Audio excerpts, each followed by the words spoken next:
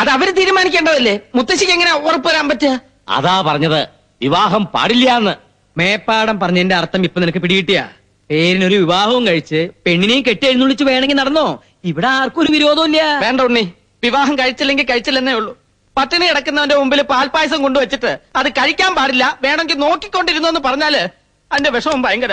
എന്താ ആ വിഷമം നിനക്ക് ഏതാണ്ട് ഉള്ളത് പോലെയാണല്ലോ നിന്റെ സംസാരം. ഞാനൊരു പഴഞ്ചൊല്ലി പറഞ്ഞല്ലേ, ബ്രഹ്മചാരികളായ നമുക്ക് ഇതിന്റെ വിഷമം നന്നായിട്ട് അറിയാമല്ലോ. പ്രത്യേകിച്ചും എനിക്ക്. എന്റെ ആവേശാനന്ദ സ്വാമി ഇതൊക്കെ ആലോചിക്കുമ്പോ എന്റെ നെഞ്ചത്ത് തീ ആളിക്കത്തുക. തീ ആളി കത്താൻ നിന്റെ നെഞ്ചിൽ എന്താ പെട്രോൾ ടാങ്കാ കെട്ടി വെച്ചിരിക്കുന്നത്? അമ്മാവ, എടാ, ആണുങ്ങളായ കുറച്ചൊക്കെ മനസ്സിനൊരു സംയമനം വേണം. ഒരു സുന്ദരിയായ പെണ്ണിനെ വിവാഹം കഴിച്ച് ബ്രഹ്മചര്യം തെറ്റിക്കാതെ സംയമനം പാലിച്ച് ഞാൻ വേണമെങ്കിൽ കാണിച്ചു തരാം. അതൊന്നും അമ്മാവനെ കൊണ്ട് സാധിക്കില്ല. ഞാൻ കെട്ടി കാണിച്ചു തരാം. നടക്കില്ല അമ്മാവ. ആര് പറഞ്ഞു? ഞാൻ നടക്കില്ല. എന്താ രാമ? അല്ല, ഞാൻ ഈ കുട്ടിയോട് പറയായിരുന്നു എന്തിനാ ഇപ്പോഴും ഇങ്ങനെ വിവാഹത്തെ പറ്റി ചിന്തിച്ച് മനസ്സിന്റെ കൺട്രോൾ കളയുന്നെന്ന്. അതല്ലല്ലോ അമ്മാവൻ പറഞ്ഞത്, വേണമെങ്കിൽ കെട്ടി കാണിച്ച് കൺട്രോൾ. അത് തന്നെയാ ഞാൻ പറഞ്ഞത്. പിന്നെ വേറെ എന്തെങ്കിലും പറഞ്ഞോണ്ടൊന്നും എനിക്ക് ഓർമ്മയില്ല. നോക്കിയേ, കാര്യങ്ങളൊക്കെ ഉണ്ണി അറിഞ്ഞല്ലോ. നിന്റെ സങ്കടം കണ്ട് മുത്തശ്ശി മേപ്പാടിനോട് സംസാരിച്ചു. പക്ഷേ ഒരു നിവൃത്തിയില്ല കുട്ടിയെ. മായയെ സ്വന്താക്കാൻ വേണ്ടി എന്ത് ത്യാഗം ചെയ്യാനും ഞാൻ തയ്യാറാ. വിവാഹം കഴിഞ്ഞാലും ഞാൻ ബ്രഹ്മചാരിയായിട്ടിരുന്ന പോരെ? ബ്രഹ്മചര്യം എന്ന് പറഞ്ഞാ എന്താ അർത്ഥം എന്ന് അറിയോ നിനക്ക്? എല്ലാ അർത്ഥവും എനിക്കറിയാം മുത്തശ്ശി. വേറൊന്നും വേണ്ട. ജീവിതകാലം മുഴുവൻ അവൾ എന്റെ അടുത്ത് ഉണ്ടാവുമല്ലോ, അത് മതി. ഞങ്ങളുടെ വിവാഹം മുത്തശ്ശി നടത്തി തരണം. എന്താ സാവിത്രി ഇവനീ പറയണേ? നീ ഒന്ന് പറഞ്ഞു മനസ്സിലാക്കുക. പേരിനൊരു മംഗലം കഴിച്ചോണ്ട് എന്താ പ്രയോജനം? മോൻ സമ്മതിച്ചാൽ തന്നെ ഇങ്ങനൊരു വിവാഹത്തിന് ഏതെങ്കിലും പെൺകുട്ടി തയ്യാറാവൂ? ഭാര്യയാകുക, പിന്നെ അമ്മയാകുക, മുത്തശ്ശിയാകുക, ഇതൊക്കെ എല്ലാ പെൺകുട്ടികളും ആഗ്രഹിക്കുന്നതാ.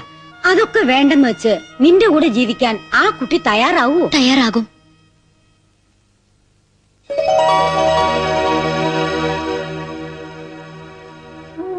ക്ഷമിക്കണം, ഉണ്ണി ഈ അവസ്ഥയിലെത്താൻ കാരണം ഞാനാ. എല്ലാവർക്കും എന്നോട് ദേഷ്യം ഉണ്ടാവും അറിയാം. സാരില്ല, ഉണ്ണിയെ കാണാൻ വേണ്ടി കുറച്ചേരം ഞാൻ പുറത്ത് നിൽക്കണോ? മുത്തശ്ശി പറഞ്ഞതൊക്കെ ഞാൻ കേട്ടു. എല്ലാം അറിഞ്ഞോണ്ട് തന്നെ ഉണ്ണിയോടൊപ്പം ജീവിക്കാൻ ഞാൻ തയ്യാറാ. ഇത് ത്യാഗമൊന്നുമല്ല, സ്നേഹ. മുത്തശ്ശി പറയണതൊക്കെ ഞാൻ അനുസരിക്കാം.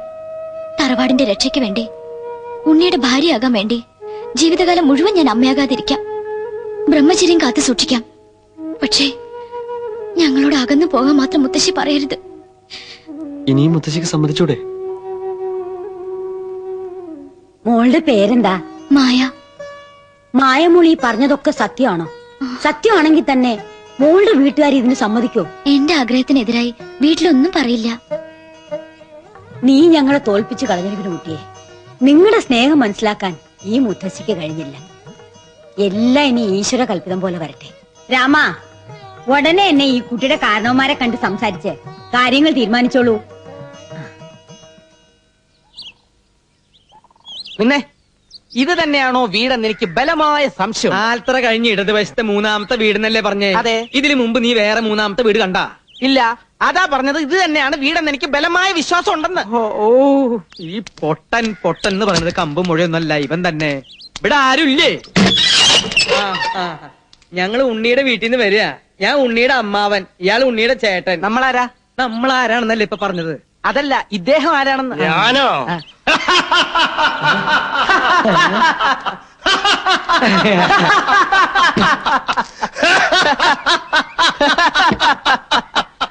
എന്താ കൃഷ്ണ ചിരിക്കണേ? ഭ്രാന്തൊന്നും ആയില്ലെന്നാ തോന്നണേ. എന്റെ കൂടെ ചിരിച്ചോളൂ. ഞങ്ങൾ ഉണ്ണിയുടെ പെണ്ണിനെ കാണാൻ വന്നതാ. മനസ്സിലായി കുട്ടിയെ, ദേ അവര് വന്നിരിക്കണോ?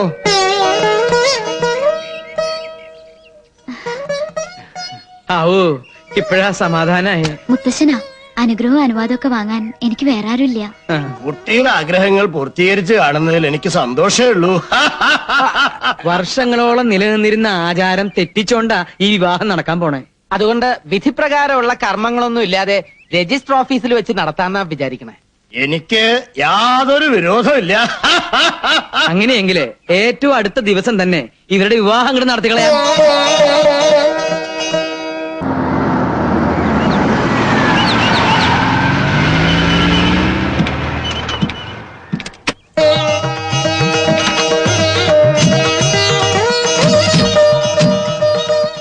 എല്ലാവരോടും ഇങ്ങോട്ട് വരാൻ പറയും.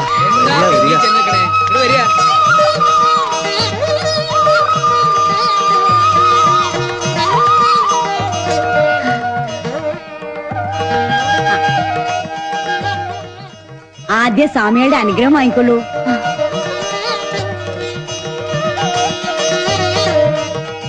ഇനി വലത്തെ കാല് വെച്ച് അകത്തേക്ക് കയറിക്കൊള്ളൂ.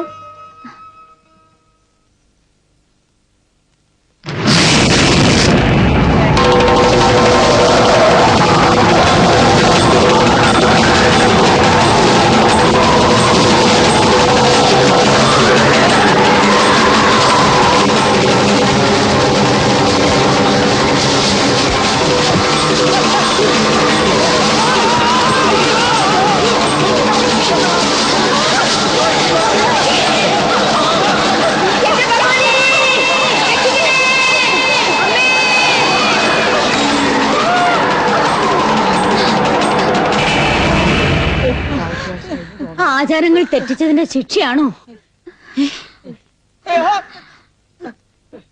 എന്റെ മോള് വിഷമിക്കണ്ട, അകത്തേക്ക് പോയിക്കോളൂ. ഉണ്ണി വാ. അയ്യോ, നീ കാലെടുക്കടാ. അമ്മാവൻ കാലെടുക്ക. എന്റെ മക്കളെ,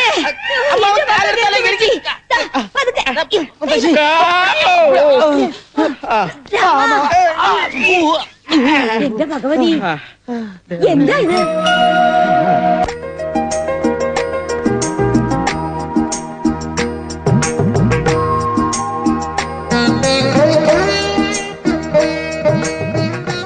എന്തേ ഇത്ര വലിയ ആലോചന?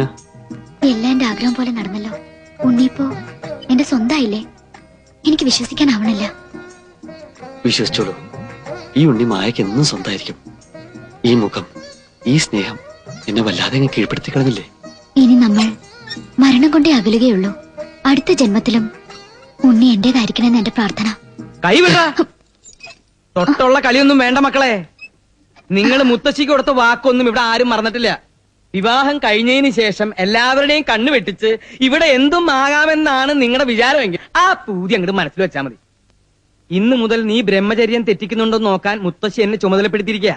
അതുകൊണ്ട് രഹസ്യമായിട്ട് നിങ്ങൾ എന്തെങ്കിലും കുരുത്തക്കേട് കാണിക്കാൻ ഒരുങ്ങിയാല് അപ്പൊ ഞാൻ അതിന് നടുക്കൊന്ന് വീഴും.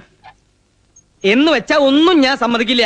കുട്ടി, ഇന്നു മുതൽ ഈ മുറിയാണ് കുട്ടിയുടെ കടപ്പറ. പേടിക്കണ്ട, ഉണ്ണി തൊട്ടടുത്ത മുറിയിലുണ്ട്, അതിന്റെ അടുത്ത മുറിയിൽ ഞാനുണ്ട്, അതിന്റെ അപ്പുറത്തെ മുറിയിൽ മുത്തശ്ശിയുണ്ട്. എന്ന് വെച്ചാൽ നേരം വെളുക്കുന്നവരെ ഈ വരാന്തേല് ആളുകളുണ്ട് എന്ന് അർത്ഥം.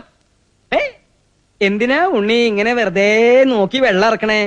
ഇതിന് ഒരുങ്ങുമ്പോ തന്നെ ഞാൻ എല്ലാം പറഞ്ഞതല്ലേ. വാ വാ, നിന്റെ മുറി ഞാൻ ഒരുക്കിയിട്ടുണ്ടാ കുട്ടാ.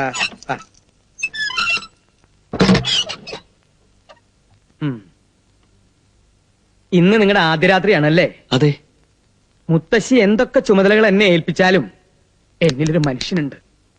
അതുകൊണ്ടൊരു കാര്യം ചെയ്യ്, ധൈര്യമായി രാമനാമം ജപിച്ച് കമന്ന് അങ്ങോട്ട് കിടന്ന് ഉറങ്ങുക. ദാഹത്തിന് ഒരു കുപ്പി വെള്ളം എടുത്തു വെച്ചോ.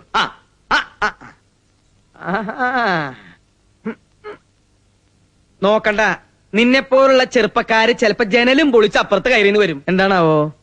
ഇങ്ങോട്ട് തന്നേ, ഇങ്ങോട്ട് തന്നേ.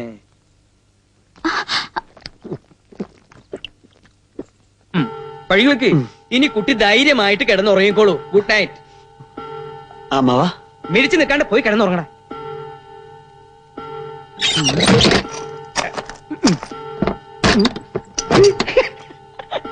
അയ്യോ,